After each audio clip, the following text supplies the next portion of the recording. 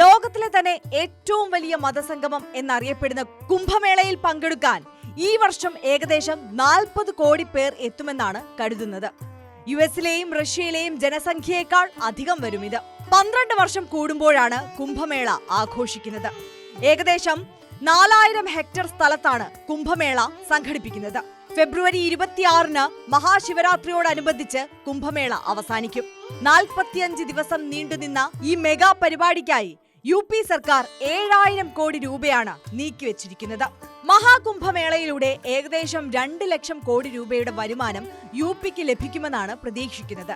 ഇവിടെ എത്തുന്ന ഓരോ ഭക്തനും ശരാശരി 5000 രൂപ ചെലവഴിക്കുക വഴി 2 ലക്ഷം കോടി രൂപയുടെ വരുമാനം ഉണ്ടാകുമെന്ന് കരുതുന്നു.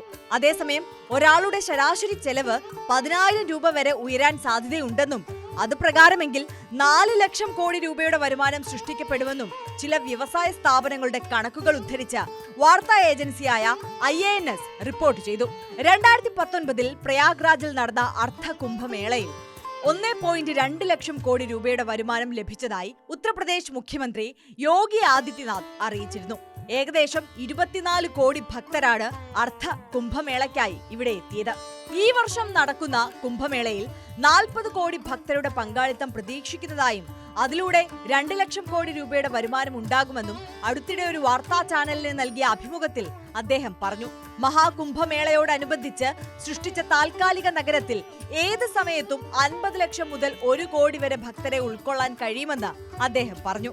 പാക്കേജ് ചെയ്ത ഭക്ഷണങ്ങൾ, വെള്ളം, ബിസ്ക്കറ്റുകൾ, ജ്യൂസുകൾ, ഭക്ഷണം എന്നിവയുൾപ്പെടുന്ന ഭക്ഷ്യപാനീയ മേഖലയിലെ മൊത്തത്തിലുള്ള വിൽപ്പനയിലൂടെ 20,000 കോടി രൂപ ലഭിക്കുമെന്ന് കോൺഫെഡറേഷൻ ഓഫ് ഓൾ ഇന്ത്യ ട്രേഡേഴ്സിന്റെ കണക്കുകൾ വ്യക്തമാക്കുന്നു.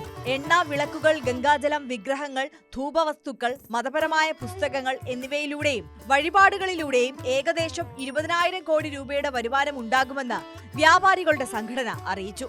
പ്രാദേശിക അന്തർ സംസ്ഥാന സർവീസുകൾ, ചരക്ക് കൈമാറ്റം, ടാക്സി സർവീസ് എന്നിവ ഉൾപ്പെടുന്ന ഗതാഗത, ലോജിസ്റ്റിക് മേഖലകളിൽ നിന്ന് 10,000 കോടി രൂപയുടെ വരുമാനമാണ് പ്രതീക്ഷിക്കുന്നത്. ഇതിനു പുറമെ ടൂറിസം സേവനം വഴി 10,000 കോടി രൂപ കൂടി ലഭിക്കുമെന്നാണ് കരുതുന്നതെന്ന് CAIT പറഞ്ഞു. താൽക്കാലിക മെഡിക്കൽ ക്യാമ്പുകൾ, ആയുർവേദ ഉൽപ്പന്നങ്ങൾ, മരുന്നുകൾ എന്നിവയുടെ വിൽപ്പനയിലൂടെ 3,000 കോടി രൂപയാണ് പ്രതീക്ഷിക്കുന്നത്. അതേസമയം ടിക്കറ്റിംഗ്, ഡിജിറ്റൽ പേയ്മെന്റുകൾ, വൈഫൈ സേവനങ്ങൾ, മൊബൈൽ ചാർജിംഗ് സ്റ്റേഷനുകൾ തുടങ്ങിയ മേഖലകളിൽ നിന്ന് 1000 കോടി രൂപയുടെ ബിസിനസ് പ്രതീക്ഷിക്കുന്നുണ്ട്. പരസ്യങ്ങൾ ഉൾപ്പെടെയുള്ള വിനോദ മാധ്യമങ്ങൾ വഴി 10,000 കോടി രൂപയുടെ വരുമാനം ലഭിക്കുമെന്നും കരുതുന്നതായി CAIT പറഞ്ഞു.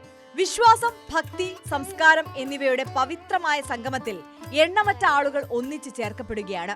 മഹാകുംഭമേള ഇന്ത്യയുടെ കാലാതീതമായ ആത്മീയ പൈതൃകത്തെ ഉൾക്കൊള്ളുകയും വിശ്വാസവും ഐക്യവും ആഘോഷിക്കുകയും ചെയ്യുന്നു. എക്സിൽ പങ്കുവെച്ച പ്രധാനമന്ത്രി പറഞ്ഞതിങ്ങനെ: കുംഭമേളയ്ക്ക് എത്തുന്നവർക്ക് താമസിക്കുന്നതിനായി ഏകദേശം 1.5 ലക്ഷം താൽക്കാലിക ടെന്റുകളാണ് ഒരുക്കിയിരിക്കുന്നത്. കൂടാതെ 3000 അടുക്കളകൾ, 1.45 ലക്ഷം വിശ്രമമുറികൾ, 99 പാർക്കിംഗ് സ്ഥലങ്ങൾ എന്നിവയും സജ്ജീകരിച്ചിട്ടുണ്ട്. സുരക്ഷ ഒരുക്കുന്നതിനും ജനക്കൂട്ടത്തെ നിയന്ത്രിക്കുന്നതിനുമായി 40,000-ൽ പരം പോലീസ് ഉദ്യോഗസ്ഥരെയും നിയോഗിച്ചിട്ടുണ്ട്.